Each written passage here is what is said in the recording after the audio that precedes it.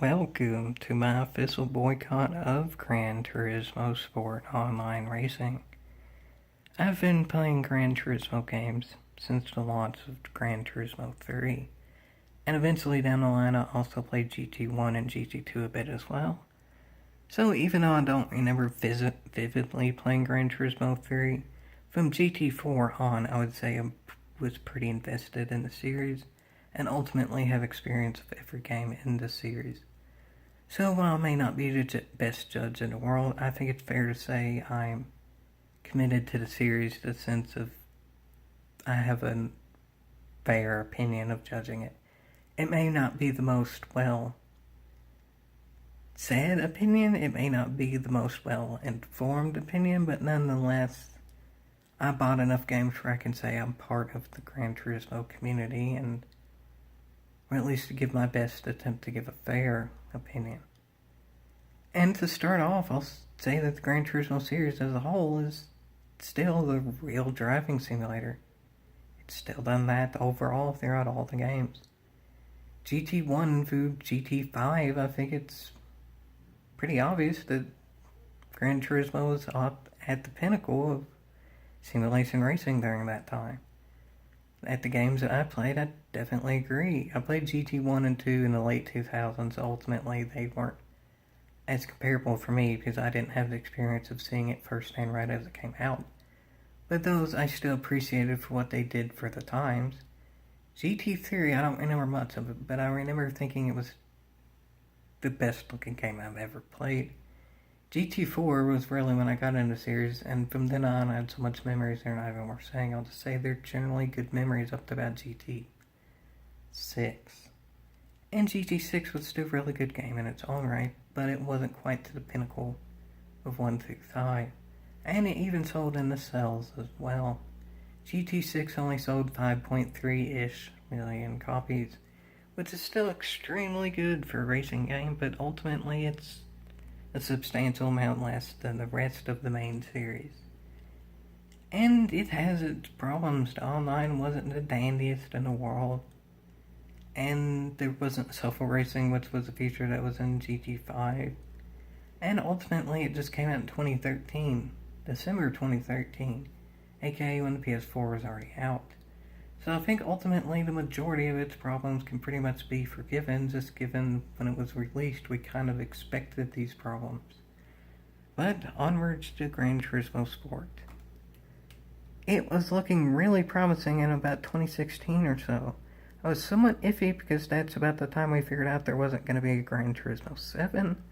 But looking at what was on paper, well, it fit the moniker Real Driving Simulator pretty much perfectly. It did what the game wanted to do, meaning PD, making Gran Turismo, better than any other game on paper. It had better graphics, and it was looking like better physics than any other Gran Turismo game, which at that point were already the best of the driving simulators, in my opinion.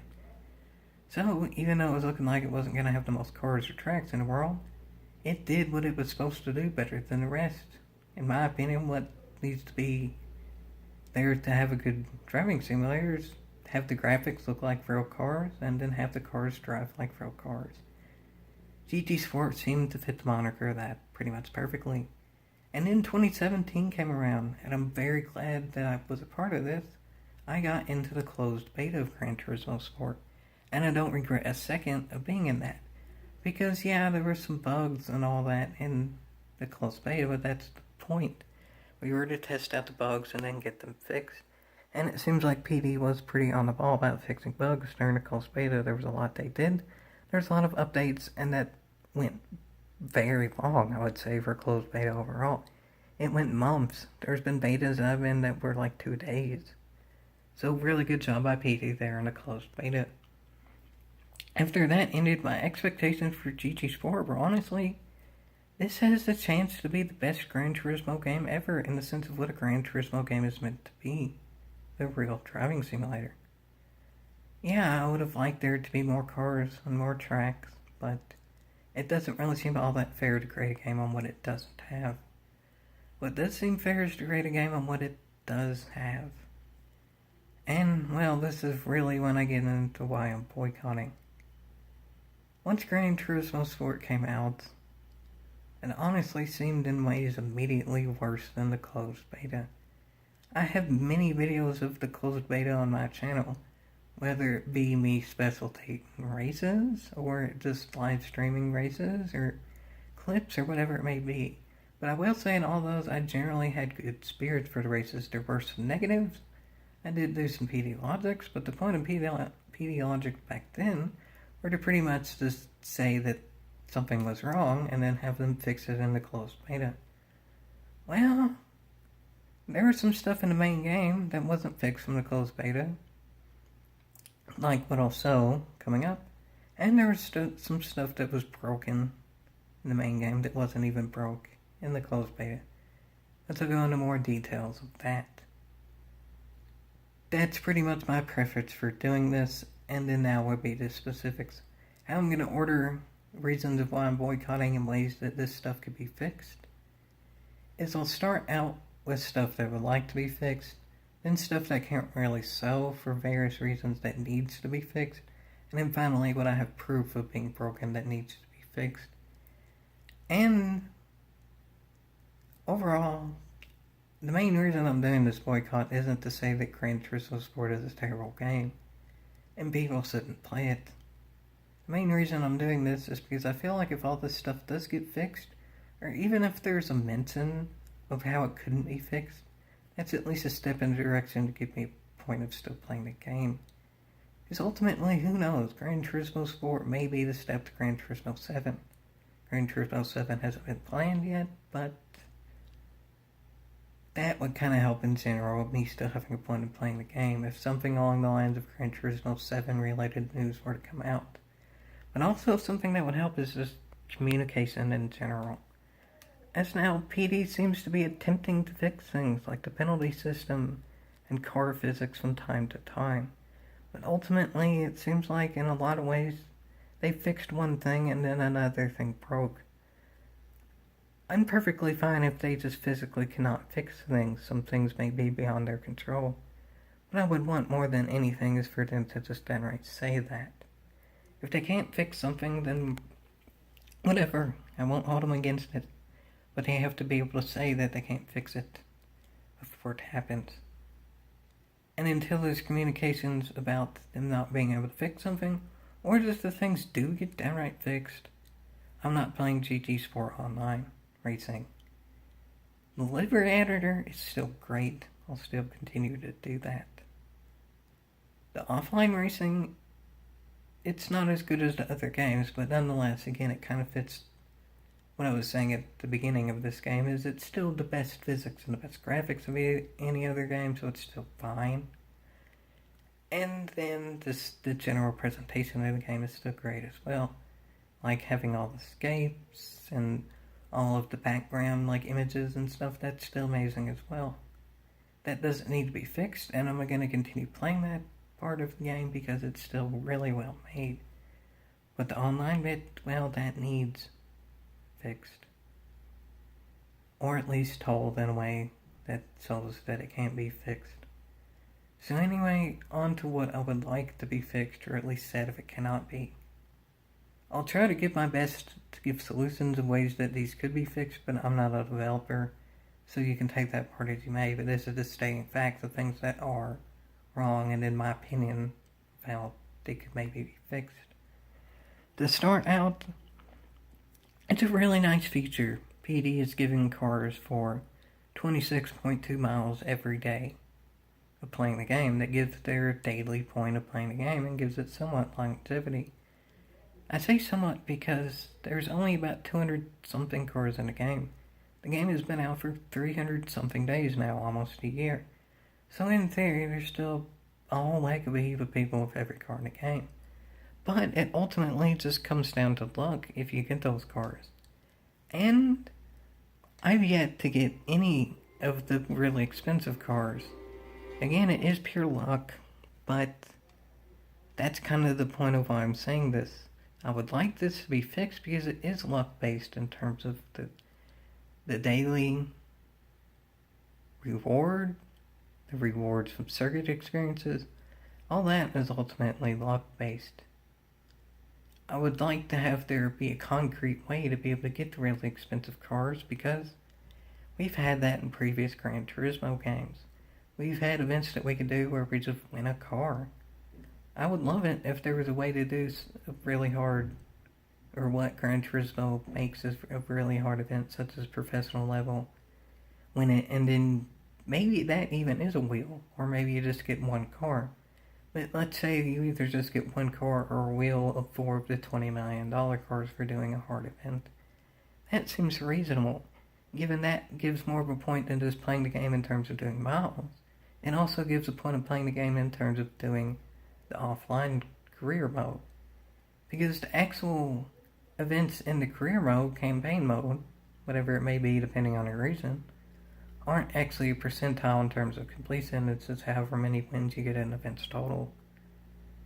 Maybe if they were a percentile, and if it actually gave rewards for winning each of the events more than just money, there'd be more of a point doing them instead of just grinding for miles doing whatever. It would give more of a point of doing specific parts of the game instead of just driving for the point of driving and not really anything else. That seems like a thing that could be implemented given that it's been in old games. And that would also kind of give a point too in doing events maybe over and over too. Because then in some of the old games, in some of the old cars in the old games, you could actually sell for credits as well. So then maybe there would be events too where you get a car that you might already have and then you could sell it. And then if you just like doing that event, you can continue doing that, selling that car that you won. And then ultimately you would have money to buy the other really expensive cars. So that could go a lot of different ways. I really should go negative in winning cars per event and not just having a wheel of cars per some events and per day.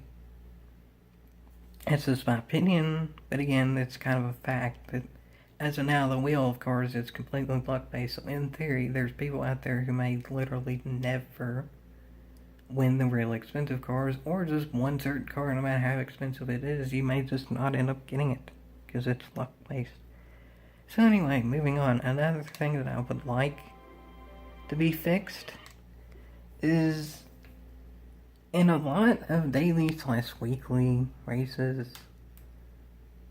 Yeah, I would like them to be daily races again, but again, we've kind of already had communication on that to an extent. So I'm not going to go into that much, but I will say, when starting the daily/weekly races, practice for it, meaning to get your spot on the grid. A lot of the time they start you out in which you don't actually have enough momentum to give an accurate first lap. Meaning your first lap is pointless, and that also gives less of an excuse to restart the event to practice more, because ultimately if you restart, you're doing a lap plus more. Because the first lap you just cannot physically go faster, so it's just pointless in doing it, and it gives less motivation to continue playing. A solution to this would just be start at the speed in which you figure the cars can go. I'm sure it's different people who make the daily races than who also coded the cars in which are in the daily races, so the people who make the races might not know the exact speed in which the cars could go in those races on the final turn.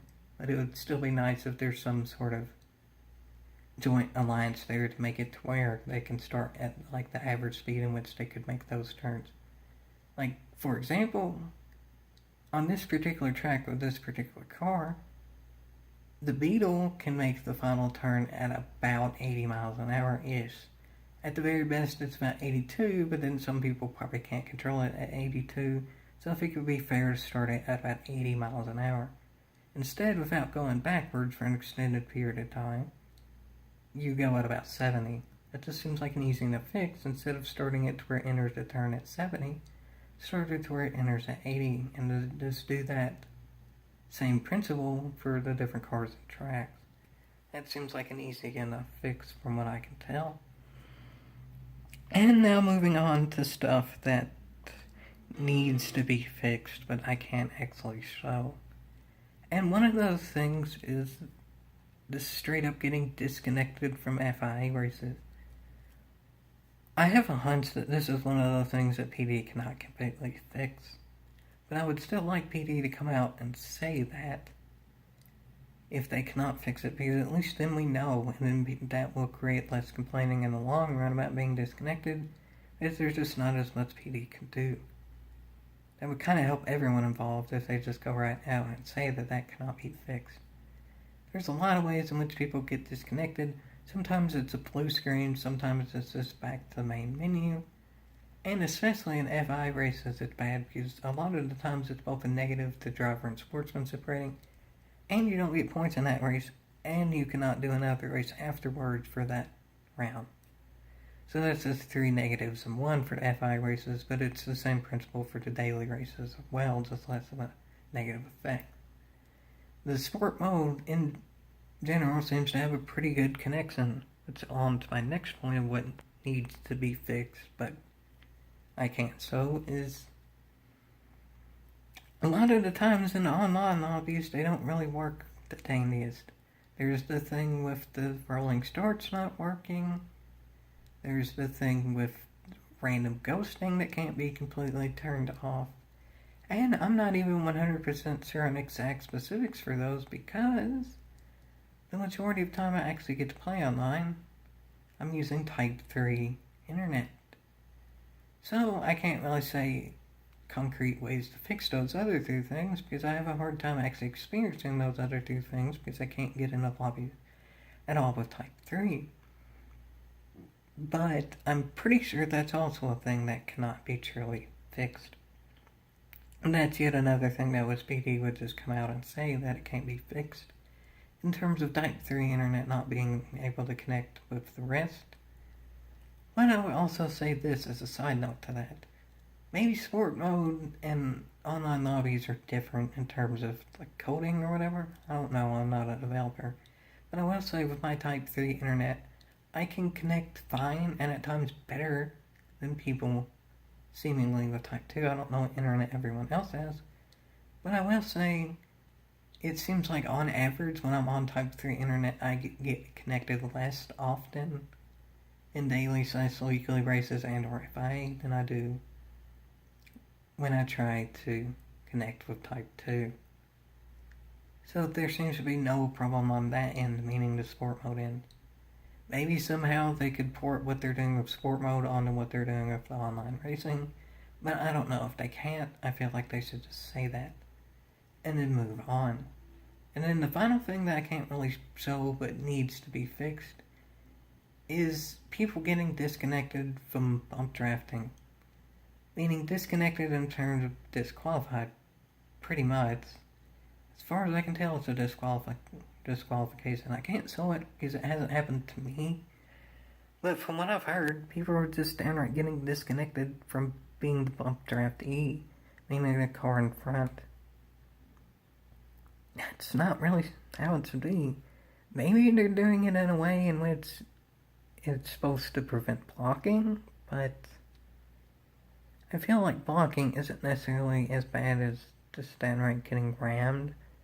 And I've not really heard of that many people complaining about being disconnected after ramming someone else who was racing dirty to them, but I have heard people being disconnected for racing clean, bump drafting at a track like this, or like Blue Moon, or whatever.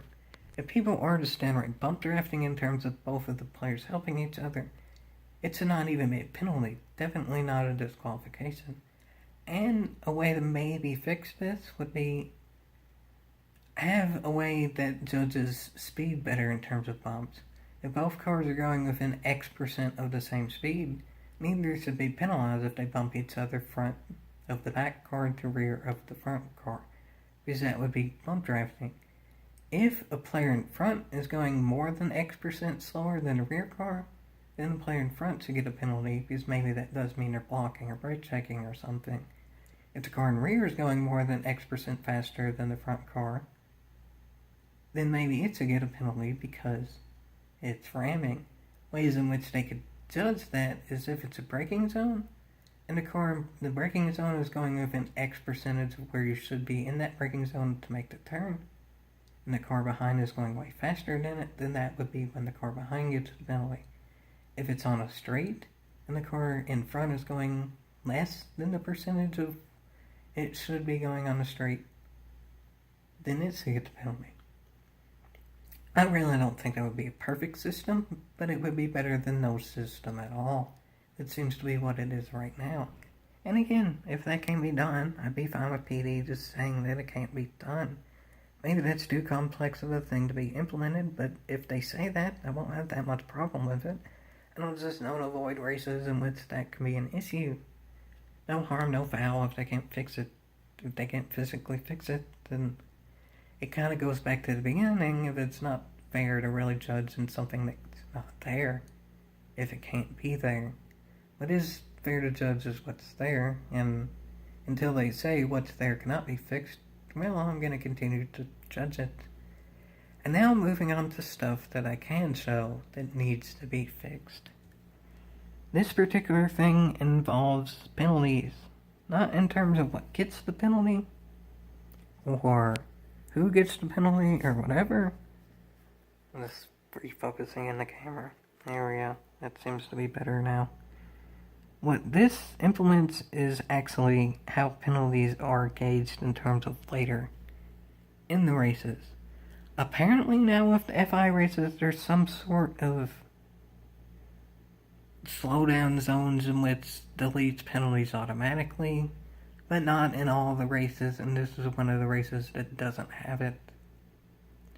So, what needs to be fixed is, at the end of races, if someone has a penalty and they don't actually cross the line, they don't actually have the penalty.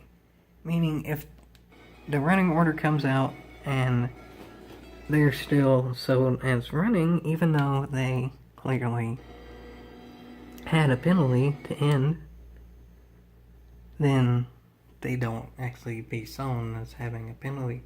Whether the penalty is fair or not, which I'll get into more specifics of that later, nonetheless, they have it, and it shouldn't be shown as them not having it just because they don't cross the line. This can be fixed by just however much they're running when they don't cross the line. However many units of distance traveled, whatever it may be, they've traveled in that amount of time in which they have the penalty, their car should be sent back. If they just so happen to be sent back farther than the car behind them has, then, well, they lose that spot. I don't know, again, if that can be implemented, but again, PD should just say it if it can't. But that seems like a relatively easy thing to implement, because the sizes of the tracks are like a known entity. The tracks have an exact size, so in theory, they can judge how fast you're going for the amount of time you have of penalty time, and then just do math to create how far back it would be that you go with that amount of penalty time you still have. So that would be my fix for that. Moving on. I'll wait for the actual scene to cut just to keep it accurate. This particular clip is some good things and some bad things. I'll just show it once and then kind of go into more detailed specifics later. There's a yellow flag that kind of catches me off guard, so then I get a penalty. Now to more into specifics of the clip.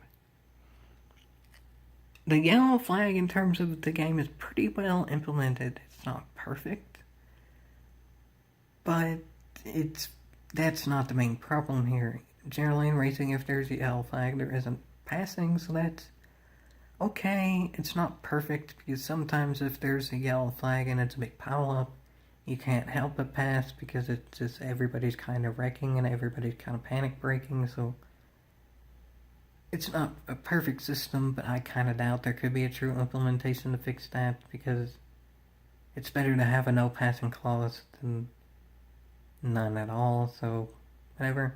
The main problem of this is what's upcoming.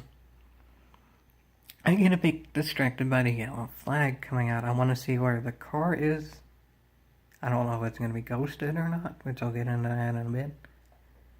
So that's more what I'm looking for at this point. So I mess up the turn very slightly and pretty much tap the wall. Going 64. I was going apparently a bit slower than.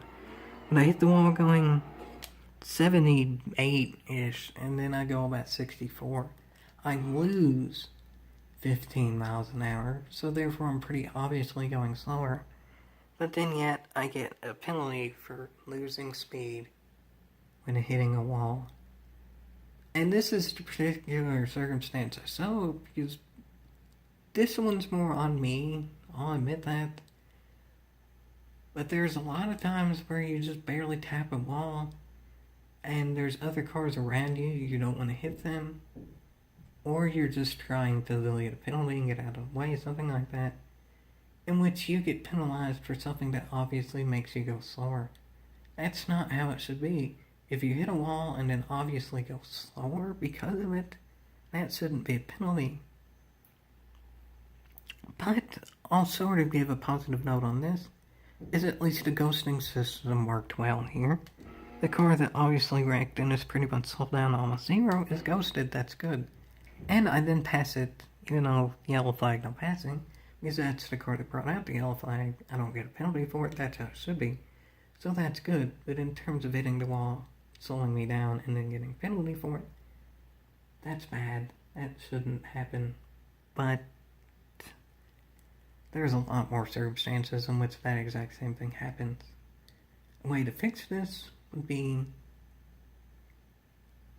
if you only hit the wall for a certain amount of time, and especially if it's on an entrance to an exit of a turn, it just shouldn't be a penalty. Maybe if you tap a wall mid-turn, it could actually help. But this is pretty obviously, I'll go back a bit. This is definitely on the exit of the turn. At this point, it's pretty much completely straight in which I hit the wall. That shouldn't be a penalty. What should be a penalty is what's coming up. Some cars just go way too fast in the air. They hit that wall. That should be a penalty. That's good. That car deserved a penalty. It went way too fast in the turn and got it, meaning the Volkswagen. So it got a penalty, that's good. But then there was also, from what I can tell, it was the yellow car there that went slightly faster in the turn, nudged me. Not too dirty, but then later, downright spun me. And wait for it, folks. I get the penalty for it. I got the penalty for being hit into there. And it was a pretty obvious wreck too. Like, look at the amount of speed in which I was making the turn before. 40 miles an hour seems fair. I was going to make that turn pretty easily, but then I get hit to 51. And I'm completely off the throttle at this point. And then I'm down to about 30 to try to control it, and then that just makes me spin out. That's not my fault in any way. And it's kind of insult to injury too. From what I can tell, the camera's blurry when zooming in this much, but again, from what I can tell, that person ahead didn't actually get more of a penalty. The person already had a penalty, but it didn't seem like it went up. That was pretty obviously dirty. It may have been unintentional, but nonetheless it definitely messed me up, so I definitely shouldn't be penalized for it, and probably that person should be penalized for it. It may have not been intentional, but it also wasn't the smartest move in the world either. So either way, that should still probably be a penalty for the other driver, and definitely not a penalty for me. Before, I got penalized for something I shouldn't have done because I hit a wall. This time I got penalized for something because I got hit by another car. This particular one, though, well, it should be a penalty. Only for me, because I obviously did something wrong. Remember, the first clips that I saw involving this track, I nudged a wall. I didn't stay on it, and I lost speed. I got a penalty for that. The second clip, I got spun out. Also got a penalty for that. This is what I do. I grind the wall to pretty much use it as another brake, slowing me down more because of friction. And that's no penalty. That one, I hit a wall which slowed me down, but it was to be used as braking. That should be a penalty. If you nudge a wall and an entrance or an exit to turn, it's more likely an honest mistake, and I really don't see a situation on any track in which you could gain time doing it. Sometimes maybe on the apex of a turn you could actually gain a little bit of time from nudging a wall because you might bounce off of it or something. I've had experiences in dirty racing in which that happens, meaning on purpose dirty racing, everyone racing dirty, not just dirty racing in a like FIA race or something, but entry and exit to turn nudging a wall shouldn't be a penalty. Entry to turn using the wall as a brake while grinding on the wall, that should be a penalty. But yeah, I didn't get penalized for that. It needs to be fixed. And a way in which to really fix all three is just get penalties in the correct situation.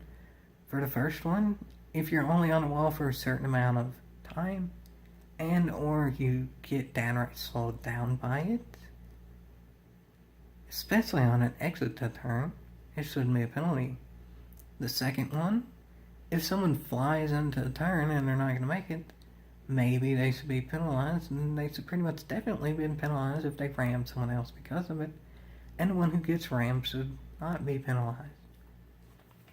Plain and simple. And then the last one can be fixed by, if you're on a wall for more than a certain amount of time, especially before a turn starts, then that should be a penalty. Can this be implemented? Again, I don't know, but that's kind of like all